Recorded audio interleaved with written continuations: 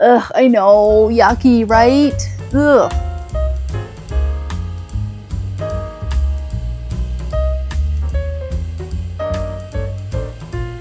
Hi everyone, welcome in or welcome back. It's Deanne here. And it's been about 3.5 weeks since I was laid off. And I'm not trying to make it my whole personality. But I was with the company for 18 years. It's been traumatic. It's an adjustment period. It's a lot to go through. I might have mentioned it in the video I made when I was first laid off, but just before that happened, I was kind of starting to think about maybe what I was experiencing was burnout. Turns out I was, and I probably still am. Get your biggest iced coffee. Let's have a chat about it.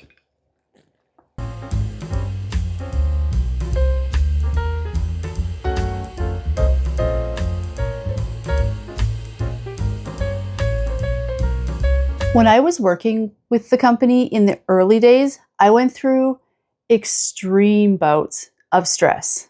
Like, I can't believe I honestly lasted as long as I did. The first few years were rough. Long hours, too many responsibilities, too much just general stress, personality clashes. The team I was on when I got laid off was kind of perfect.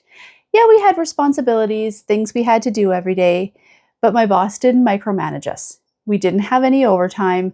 I just came in, did my work, logged off, and carried on with my life. Yet over the past several years, if I'm being honest, I would have the worst Sunday scaries.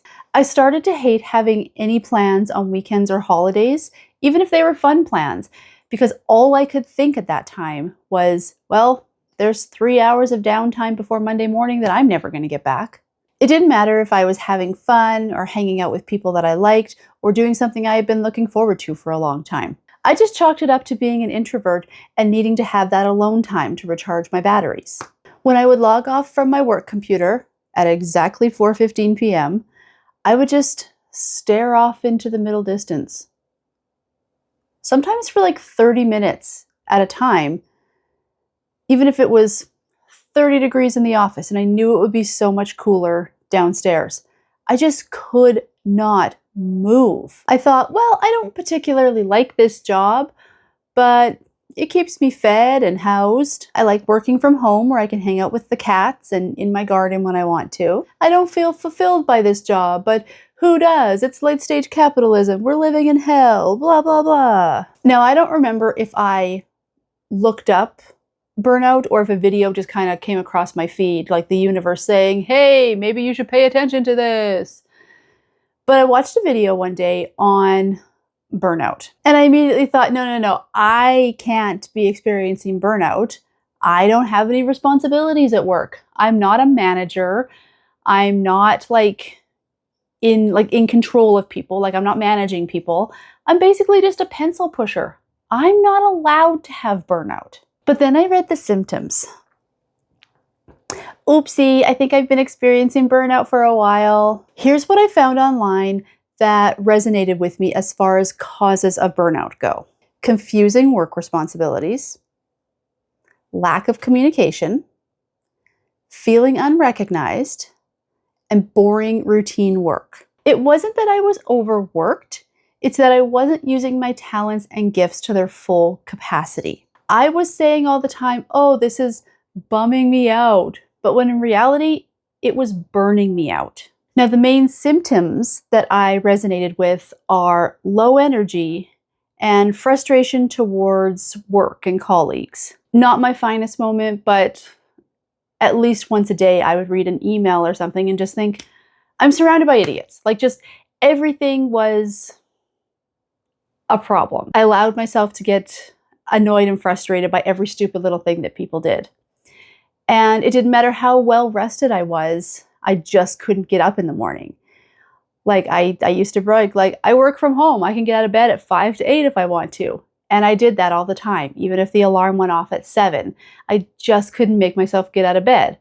And much like my little introvert excuse that I mentioned a minute ago, this was just, well, I'm not a morning person. I don't like getting out of bed early in the morning if I don't have to. And I'm an adult. I don't have kids to get ready for school, so I don't have to get out of bed early.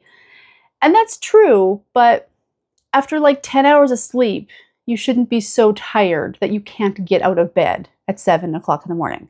There were also symptoms like weight gain, muscle and joint pain, higher cholesterol. And I thought, oh, that's just being older or being in perimenopause. And it is, but burnout isn't helping things. And then I got laid off and thought, oh, well, at least the cause of the burnout is gone. That sweet summer child in me honestly just thought I needed a week to decompress, and then I would be carrying on, just painting and sewing and writing and dancing and walking and working out and doing all the things that I had been neglecting. I'd have the most bountiful garden and do all the home renos, finish all my sewing projects that I wanted to get done. I'd go on walks every day and work out regularly and get back to doing my physiotherapy all the time as well. My house would be so clean and my to be read pile would be down to nothing. Now I have been doing a bunch of reading and I've been walking and working out more than I had before. Not every day, but I am doing a little bit of it. My house is still a mess. The garden isn't as lush as I was hoping it would be. And the only sewing I've done so far is I shortened the sleeves on a dress that I thrifted. I still spend an inordinate amount of time just staring into the middle distance, unable to move. Now, if you came into this video also feeling burnt out and stressed out and looking for help and answers, I don't have the answers. I don't know how we fix this. Actually, I do know how we fix this, but you're not going to like the answer. I don't like the answer. You have to be gentle with yourself and don't pressure yourself and go slow. Accept that your mind and body need to take whatever time they're going to take to get back to feeling normal. Ugh, I know, yucky, right? Ugh. We're not girl bossing ourselves out of this. Yoga at sunrise is not going to fix this.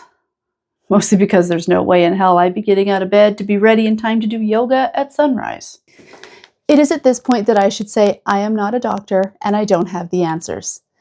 I'm just an unemployed lady yapping on the internet. Take this with a huge grain of salt. But I think one of the best ways to slowly crawl out of burnout is to start small. Do the tiniest thing. For me, putting on socks and good walking shoes and gearing up for a big hour-long walk with bug spray and sunscreen feels like a monumental task sometimes. But I can throw on my Crocs, go out the back door, through the alley to the corner, and come back up my street and into the house. It takes 10 minutes. I'm definitely not hitting 10,000 steps that day, but it's more than if I had stayed at home.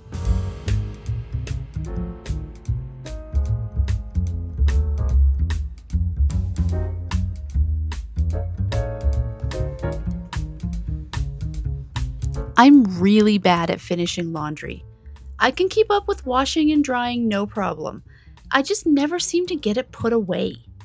So every time I'm in the laundry room, I fold 2 things. Just 2. And I put them away. Now I have 2 more things put away than I did yesterday.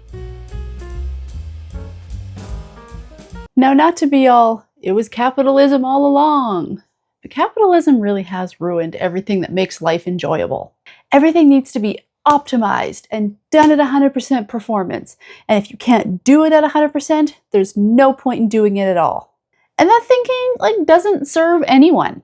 I can't put away 100% of my laundry right now, but I can put away 1% of it. Give 1%. And tomorrow, try giving another percent. But if 2% is too much to give, just give 1%. Just as long as you don't give 0. Always keep moving. Just do something. I know it's trite, but doing something is better than doing nothing. In addition to doing just a little bit of something to get started, I think the other part of the equation is, I don't want to say whimsy because I feel like that's just the new trend of the week on social media, but appreciate the things around you. Notice the things around you. This kind of goes back to the video that I made about psychogeography and kind of taking in your surroundings. You're allowed to just go outside and look at a tree for 10 minutes.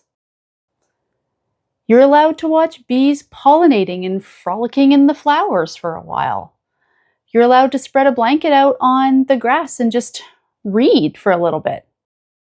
You're allowed to put on that outfit that teenage you always wanted but didn't have access to, but now you do with your adult money.